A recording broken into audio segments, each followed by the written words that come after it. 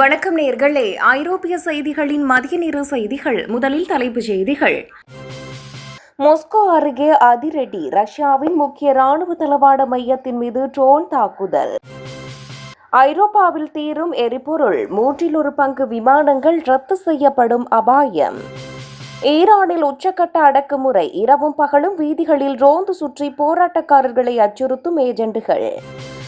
Honda virus பரவலுக்கு காரணம் ஒரு பறவை கண்காணிப்பு தம்பதியா? அதிர்ச்சி தகவல்.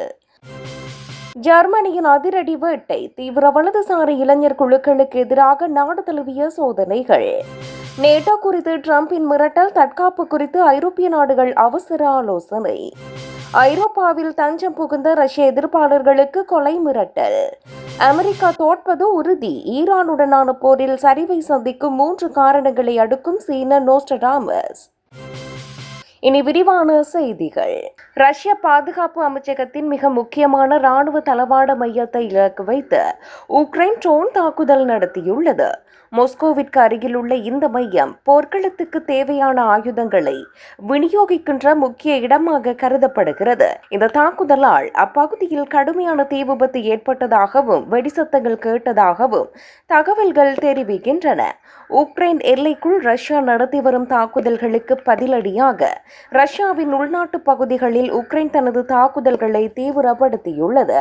இந்த தாக்குதலால் ஏற்பட்டுள்ள சேதங்கள் குறித்து ரஷ்ய பாதுகாப்பு அமைச்சகம் இன்னும் அதிகாரப்பூர்வமான விரிவான தகவல்களை வெளியிடவில்லை. மாஸ்கோவை சுற்றியுள்ள வான் பாதுகாப்பு மண்டலத்திற்குள் ஊடுருவி நடத்தப்பட்ட இந்த தாக்குதல் ரஷ்யாவுக்கு பெரும் பாதுகாப்பு சவாலாக கருதப்படுகிறது. ஐரோப்பாவில் தீரும் எரிபொருள், 1/3 விமானங்கள் ரத்து செய்யப்படும் அபாயம். ஈரான் போர் மற்றும் ஹார்மோஸ் ஜலசந்தி மூடப்பட்டதால் ஐரோப்பாவிற்கான விமான எரிபொருள் விநியோகம் கடுமையாக பாதிக்கப்பட்டுள்ளது. ஐரோப்பாவின் கையிருப்பில் இன்னும் சில வாரங்களுக்கு மட்டுமே தேவையான எரிபொருட்கள் உள்ளதாக சர்வதேச எரிசக்தி முகமை எச்சரித்துள்ளது. எரிபொருள் தட்டுப்பாட்டால் ஐரோப்பிய ஒன்றியத்தின் மொத்த விமானங்களில் சுமார் 30% விமானங்கள் தரையிறக்கப்பட வாய்ப்புள்ளதாக நிபுணர்கள் தெரிவிக்கின்றனர். லுப்தான்சா போன்ற முன்னணி நிறுவனங்கள் ஏற்கனவே ஆயிரக்கணக்கான விமான சேவைகளை ரத்து செய்ய தொடங்கியுள்ளன. இந்த நெருக்கடியால் கோடைக்கால சுற்றுலா பயணங்கள் மற்றும் சரக்கு போக்குவரத்து கடுமையாக பாதிக்கப்படும் என அஞ்சப்படுகிறது. விமானங்கள் ரத்து செய்யப்பட்டாலும் பயணிகளுக்கு உரிய இழப்பீடு வழங்கப்பட வேண்டும் என்று ஐரோப்பிய ஒன்றிய ஆணையம் உத்தரவிட்டுள்ளது. ஈரானில் உச்சக்கட்ட அடக்குமுறை, இரவும் பகலும் வீதிகளில் ரோந்து சுற்றி போராட்டக்காரர்களை அச்சுறுத்தும் ஏஜெண்டுகள். ஈரானிய ஆட்சிக்கு எதிராக குரல் கொடுக்கும் குடிமக்களை குறிவைத்து அரசாங்க ஆதரவு ஏஜெண்டுகள் நாடு முழுவதும் கடுமையான அச்சுறுத்தல்களை விடுத்து வருகின்றனர்.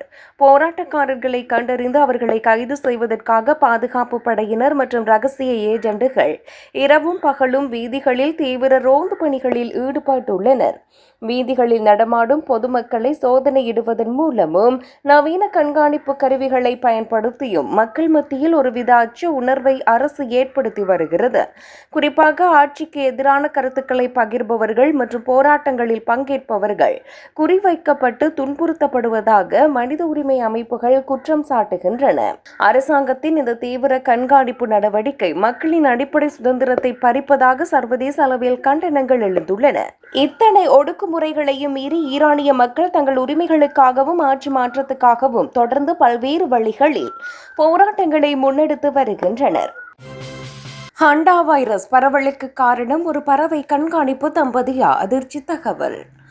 ஐரோப்பிய சொகுசு கப்பலில் பரவிய உயிரிழப்பை ஏற்படுத்தும் ஹோண்டா வைரஸ் தொற்றுக்கு அர்ஜென்டினாவில் பறவைகளை வேடிக்கை பார்க்க சென்ற ஒரு தம்பதியை மூல காரணமாக இருக்கலாம் என தெரிய வந்துள்ளது. அர்ஜென்டினாவின் தெற்கு பகுதியில் பறவைகளை காண சென்ற போது அந்த தம்பதியினர் அங்கிருந்த எலிகளின் கழிவுகளால் பாதிக்கப்பட்டிருக்கலாம் என ஆராய்ச்சியாளர்கள் கருதுகின்றனர். அவர்கள் கப்பலில் ஏறிய பிறகு அவர்களின் சுவாச காற்றிலிருந்த வைரஸ் துகள்கள் கப்பலின் காற்றோட்ட வசதி மூலம் மற்ற பயணிகளுக்கும் பரவி இருக்க வாய்ப்புள்ளதாக கூறப்படுகிறது. பொதுவாக ஹோண்டா வைரஸ் மனிதர்களிடம் மனிதரிடமிருந்து மனிதர்களுக்கு பரவாது என்றாலும் நெருக்கமான இடங்களில் தங்கி இருந்தால் இந்த தொற்று பரவல் நிகழ்ந்திருக்கலாம் என அஞ்சப்படுகிறது. இந்த கப்பலில் பயணித்த 149 பேரில் இதுவரை 3 பேர் உயிரிழந்துள்ளதோடு பலர் தீவிர கண்காணிப்பில் வைக்கப்பட்டுள்ளனர். எலிகள் அதிகம் உள்ள பகுதிகளில் சுற்றுலா செல்பவர்கள் மற்றும் பறவை ஆர்வலர்கள் தகுந்த பாதுகாப்பு முன்னெச்சரிக்கையுடன் இருக்க வேண்டும் என இந்த சம்பவம் உணர்த்துகிறது. ஜெர்மனியில் அதிரடி வேட்டை, தீவிர வலதுசாரி இளைஞர் குழுக்களுக்கு எதிராக நாடு தழுவிய சோதனைகள். ஜெர்மனியில் ஜனநாயகத்துக்கு எதிராக செயல்படும் மற்றும் தீவிரவாத கருத்துக்களை பரப்பும் தீவிர வலதுசாரி இளைஞர் அமைப்புகளை குறிவைத்து அரசாங்கம் பாரிய சோதனைகளை தொடங்கியுள்ளது. நாட்டின் பல மாநிலங்களில் உள்ள நூற்றுக்கணக்கான வீடுகள் மற்றும் அலுவலகங்களில் ஆயிரக்கணக்கான காவல்துறையினர் இந்த அதிரடி தேடுதல் வேட்டையை நடத்தினர். இந்த அமைப்புகள் இளைஞர்கள் மத்தியில் இனவெறி மற்றும் வெறுப்புணர்வை தூண்டும் செயல்களில் ஈடுபட்டு வந்ததாக உளவுத்துறை எச்சரித்திருந்தது. சோதனையின் போது தடை செய்யப்பட்ட பொருட்கள், ஆயுதங்கள் மற்றும் வன்முறையை தூண்டும் பிரசார ஆவணங்களை அதிகாரிகள் பறிமுதல் செய்துள்ளனர். நாட்டின் அரசியலமைப்பு சட்டத்தை பாதுகாக்கவும் ஜனநாயக விழுமியங்களை நிலைநாட்டவும் இத்தகைய கடும் நடவடிக்கை அவசியம் என ஜெர்மனிய உள்துறை அமைச்சகம் தெரிவித்துள்ளது. அண்மை காலமாக ஜெர்மனியில் அதிகரித்து வரும் வலதுசாரி தீவிரவாதத்தை கட்டுப்படுத்த அரசாங்கம் எடுத்து வரும் மிகப்பெரிய நடவடிக்கையாக இது பார்க்கப்படுகிறது. நேட்டோ குறித்து டிரம்பின் மிரட்டல், தற்காப்பு குறித்து ஐரோப்பிய நாடுகள் அவசர ஆலோசனை. நேட்டோ அமைப்பிலிருந்து அமெரிக்கா வெளியேறக்கூடும் அல்லது ஆதரவை குறைக்கக்கூடும் என ட்ரம்ப் தெரிவித்து வரும் கருத்துக்கள் ஐரோப்பிய தலைவர்களிடையே பெரும் அதிர்ச்சியை ஏற்படுத்தியுள்ளது.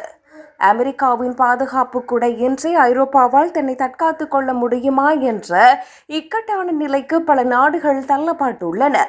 உக்ரைன் ரஷ்யா போர் உச்சத்தில் இருக்கும் வேளையில் ட்ரம்பின் இத்தகைய போக்கு ஐரோப்பாவின் ஒட்டுமொத்த பாதுகாப்பு கட்டமைப்பையே கேள்விக்குறியாக்கியுள்ளது. இதனால் அமெரிக்காவை சார்ந்திருக்காமல் ஐரோப்பா தனக்கென ஒரு தனித்துவமான இராணுவ கூட்டணியை உருவாக்க வேண்டிய கட்டாயம் குறித்து தலைவர்கள் தீவிரமாக சிந்தித்து வருகின்றனர்.